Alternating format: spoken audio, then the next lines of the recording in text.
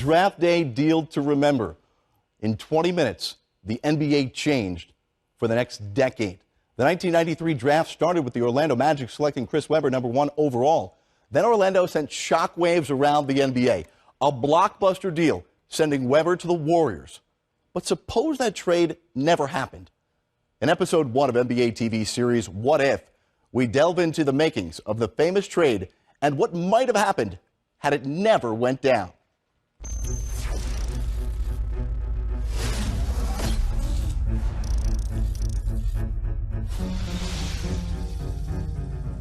The third pick in the 1993 NBA draft goes to the Golden State Warriors. Philly or Orlando?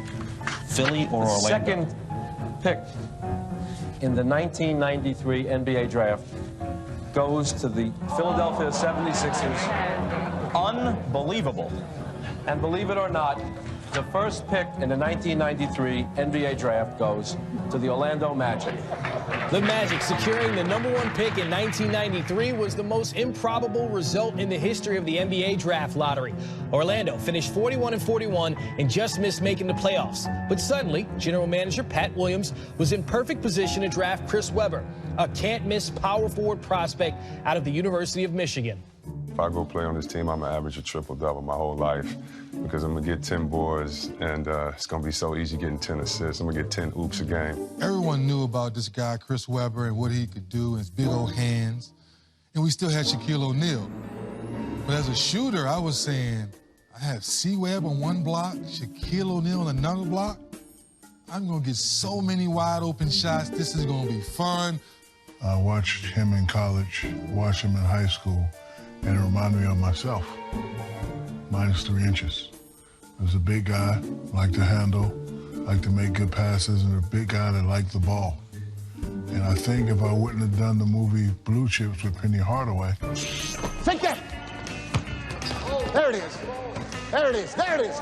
There it is. You see what that does? That takes that man down there. Now that pick can get set. I thought that's what I was doing. No. You took the ball and you just took off around that way. Play this two-man game. Son, play the two-man game. That year, there was a movie, Blue Chips, and I didn't want to be in a movie. I wanted to work and get better as a player. I just come from college on a great team.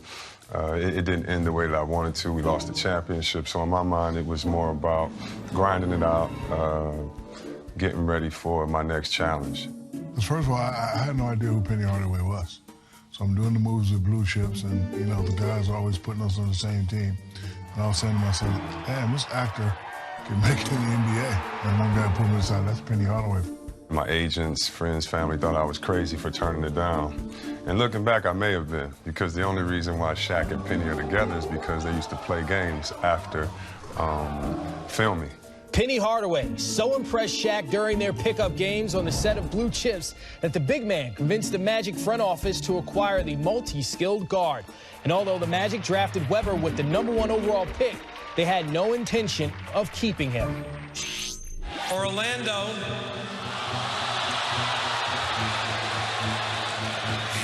has traded the draft rights to Chris Webber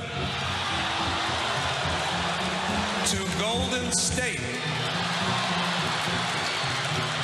in exchange for the draft rights to Anthony Hardaway and 3 future first-round draft picks. I always said to myself, what if C-Webb and Shaq would have played together? We probably could have did the same damage that Shaq and Penny did. I think about it all the time. So what if that trade never happened and Chris Webber remained in Orlando? Could it have worked with 2 young and dominant big men on the same team? Wow. That's interesting. Chris Webber and Shaq. I mean, it's like Shaq and baby Shaq, you know, on the same team. It would have been tough to go in the lane with Webb and Shaq. And I do think, look, with the talent, they would have figured out a way to make it work and be successful. So part of me is old school, which I wish we'd have kept the big fella, but Penny Hardaway was special. I think that's why, without the injuries, what if? Could have been a great thing. I mean, I think we would have done all the damage in the world. I think I would have had fun in it, but it wasn't meant to be. You know, Shaq and I always tease each other about that. What if it would have happened? What if the Weber trade never went down and Hardaway remained in Golden State? Maybe Penny becomes the starting two guard with Tim Hardaway running the point. Sweet shooting Chris Mullin could move to the 3 while multi-dimensional Billy Owens starts at the 4. That leaves lefty Chris Gatling at the 5 and the explosive Latrell Sprewell off the bench. That's a pretty deep team for head coach Don Nelson and his lead assistant Greg Popovich. Knowing Don Nelson, that's really interesting because they would have started playing small a lot earlier in the NBA than they do now. Don was always tinkering around with small lineups, so now we would have been small and would have maybe revolutionized the game that way a little earlier. At that time, the NBA or basketball world was looking for the next Michael Jordan. Penny Hardaway, right after Grant Hill, was that next guy that was 6'8", that could handle the ball, that could shoot the 3, he could post up. He was basically a matchup nightmare at the point guard position. I was aware of his game, and there was some similarities. I think we were both guys that 6'7", 6'8", could do a lot of different things on the court, and I was just anxious to sort of, okay, how does his game translate at the next level?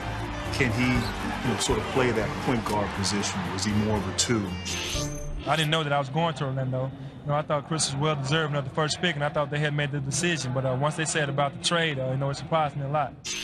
I don't think Penny could have gone wrong in Golden State. The way that Golden State played, if you would have put him, Spree, Billy Owens, Mully, and Tim Hardaway together, with the way that Don Nelson was coaching there. It would have been very tough to announce because in the backcourt you'd have Anthony Hardaway and Tim Hardaway, so you couldn't say Hardaway's bringing the ball up the floor. You'd have to say their first names. I think if we'd have had Weber, we would have had the same success. Obviously, it would have been in a different way because we'd have been inside out. Every night, big guys would have had to get a good night rest. Do you remember what your starting lineup would have been? Starting lineup would have been Scotty Skiles at the 1, Nick Anderson at the 2, Dennis Scott at the 3, C. Webb at the 4, and me at the 5, which is a pretty deadly team. Penny and I ever talked about what? No, because going to Golden State made me who I was. I got a chance to play with Hall of Famer and Chris Mullin. I got a chance to experience the West Coast. I got a chance to win Rookie of the Year. And so who knows what would have happened with all those things. And I became even a bigger fan of Penny and a friend of his in Orlando because him coming off the pick and rolls with D. Scott in the corner, Shaq going to the oop, Horace shooting that jump shot up top. They just had an awesome team. I would say it was pretty much a success for both of us.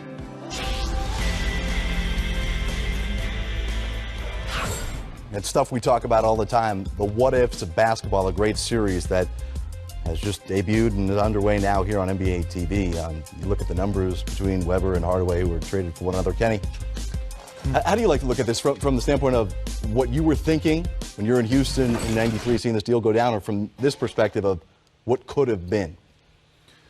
Well, looking at it now, I heard, as the Golden State play-by-play, great play-by-play guy said, the game could have been revolutionized earlier, right? Because Don Nelson would have played small. But I'm contrary to believe that because those two guys would have been so dominant, that no one would have wanted to play small. And between Chris and Shaq on the same team, because the era of shooting the 3 was not in. Right. It wasn't in style. Big men were a premium.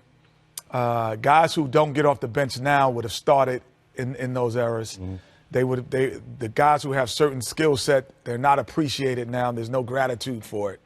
And those guys would have kept that momentum going for longer, I think, because they would have been so dominant for a longer period of time. So I don't know if the small ball era would have caught up quick enough. I think it actually helped the small ball era, Penny being in Orlando, because it made it 4 around 1. So it put another guy on the outside, kept 4 men around 1 instead of 4 against 4 and 2, 3 and 2 rather. Usually it was three perimeter guys out, 2 guys on the block. It would have stayed that way, if it wasn't for that.